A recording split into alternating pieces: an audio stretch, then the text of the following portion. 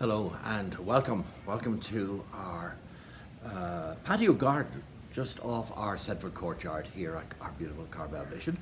And we welcome you at the start of our Advent season. I'm going to share with you each week during the season of Advent a poem or a prayer, something that will bring us into the Advent season and prepare us for the coming of our Savior at Christmas, and of course for his second coming at the end of time. In God alone is our trust. In God alone is our trust. That's our, and also our hope. And we'll probably emphasize more the hope. Trust, hope are two of the elements that are very particular to the Advent season. So in God alone is our hope, and that's the backdrop to all our celebrations this Advent. So thank you for joining us today, and here, without further ado, is the poem Advent by Patrick Kavanagh. Advent. We have tested and tasted too much, lover. Through a chink too wide, there comes in no wonder. But here, in the Advent darkened room, where the dry black bread and the sugarless tea of penance will charm back the luxury of a child's soul,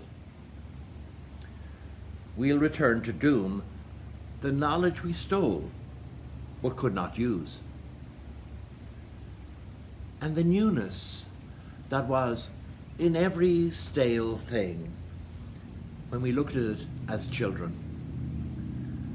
The spirit-shocking wonder in the black slanting Ulster hill, or the prophetic astonishment in the tedious talking of an old fool, will awake for us and bring you and me to the yard gate to watch the whins and the bog holes, cart tracks, old stables, where time begins.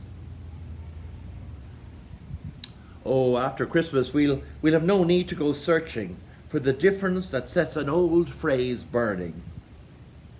We'll hear it in the whispered argument of a churning, or in the streets where the village boys are lurching. And we'll hear it among decent men too, who borrow dung in gardens under trees, wherever life pours ordinary plenty. Won't we be rich, my love and I? And God, we shall not ask for a reason's payment, the why of heartbreaking strangeness in dreeping hedges, nor analyze God's breath in common statement. We're thrown into the dustbin, the clay minted wages of pleasure, knowledge, and the conscious hour. And Christ comes with a January flower.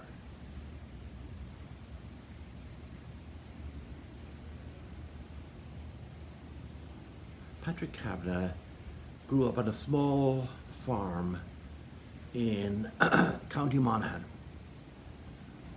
He writes about the stony grey soil with which he was so familiar as a child.